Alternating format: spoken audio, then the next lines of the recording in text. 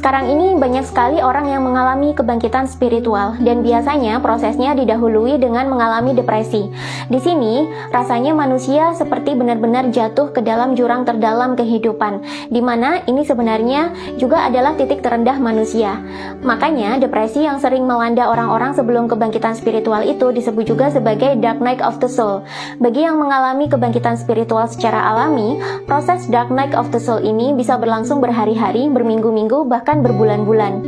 Saat depresi melanda, tidak ada apa-apa yang bisa dilakukan manusia untuk bisa keluar dari proses ini selain pasrah dan melepaskan. Kalau ada di antara kalian yang masih berada dalam fase Dark Night of the Soul ini, tidak usah denial atau melakukan penyangkalan terhadap kondisi yang ada. Karena denial hanya akan membuat penderitaan kalian terasa semakin dalam dan depresi tidak kunjung usai. Ingat, depresi yang terus-menerus bisa membawa kesadaran manusia semakin turun hingga ke level yang paling rendah, yakni level yang sangat dekat sekali dengan kematian. Jika manusia tidak kuat menanggung depresi, maka bisa berujung kepada mengakhiri hidup sendiri, seperti pada kasus-kasus merenggut nyawa diri sendiri yang pernah ada. Tapi di saat manusia bisa pasrah dan melepaskan, justru mereka bisa keluar dari Dark Night of the Soul ini secara cepat. Dan sebenarnya pasrah dan melepaskan ini adalah kunci bagi manusia untuk mengalami transformasi kesadaran. Kita semua memiliki kesadaran yang membuat manusia bisa melihat, memutuskan, dan bertindak di luar pikiran dan perasaan. Manusia tidaklah sama seperti hewan, walaupun kita juga mewarisi dua jenis otak hewan di dalam kepala kita, yakni otak reptil dan otak mamalia.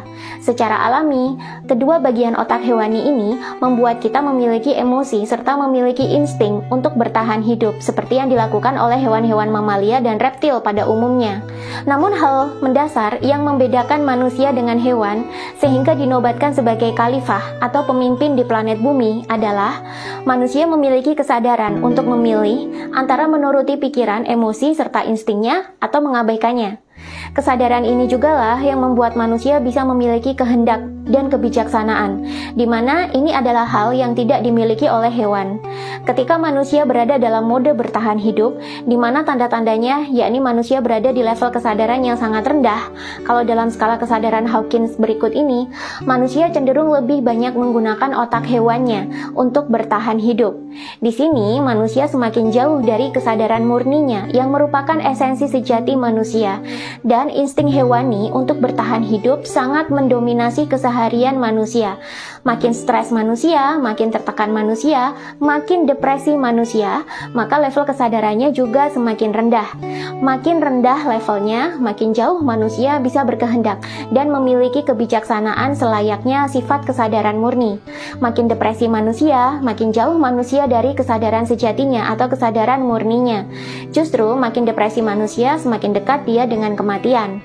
Nah, manusia yang mengalami fase Dark Night of the Soul, mereka juga mengalami depresi yang sangat mendalam sampai mereka begitu dekat dengan kematian. Momen dekat dengan kematian ini bisa terjadi dalam banyak peristiwa. Ada yang mengalami mati suri, koma, ingin mengakhiri hidup, bahkan ada yang sudah sampai melakukannya tapi gagal, atau ada juga yang tetap hidup tapi secara batin itu sudah mati. Jadi, pikiran dan perasaannya sudah mati, tinggal tubuh fisiknya saja yang masih hidup.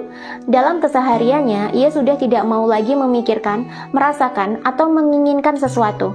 Ini adalah level depresi yang paling dalam kalau menurut skala kesadaran Hawkins.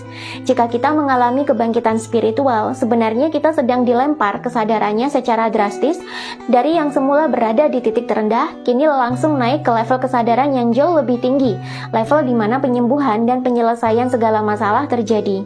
Saat manusia mengalami kebangkitan spiritual, ia yang semula berada di level kesadaran yang paling rendah, yang begitu dekat dengan kematian, mendadak dilempar ke atas menuju level kesadaran yang jauh lebih tinggi, level di mana manusia mulai menemukan semangat untuk hidup kembali dan menyembuhkan diri. Segala masalah satu persatu teratasi, dan banyak keajaiban-keajaiban dalam hidup terjadi. Dan seringkali di awal keajaiban tersebut terasa seperti di luar nalar. Mengapa proses kebangkitan spiritual ini bisa sedramatis dan menakjubkan seperti ini? Penjelasannya ada di bab selanjutnya. Jika Anda mengalami kebangkitan spiritual lalu punya intensi yang kuat untuk memperbaiki peradaban, punya keinginan untuk memutuskan karma leluhur dan membentuk DNA baru yang lebih sehat, Anda juga punya intensi yang kuat untuk kembali terkoneksi dengan leluhur dan kembali kepada ajaran kuno Nusantara, maka bisa jadi Anda adalah salah satu yang terpilih untuk membentuk tatanan dunia baru di Nusantara. Karena itu, jangan lupa untuk hadir di gathering tahun ini dengan tema Kebangkitan Nusantara bareng saya di beberapa kota, karena kita bakalan belak-belakan belajar kembali ilmu-ilmu rahasia Nusantara. Kita juga bakalan healing bareng dan meningkatkan kesadaran bersama untuk menyambut Nusantara sebagai mercusuar dunia. Abad 21 ini adalah waktunya Nusantara untuk kembali meraih masa kejayaannya. Baca deskripsi video dan daftarkan diri Anda sekarang karena seat untuk acara ini terbatas dan belum tentu akan saya adakan lagi. Saya tunggu kehadiran Anda semua di gathering offline tahun ini.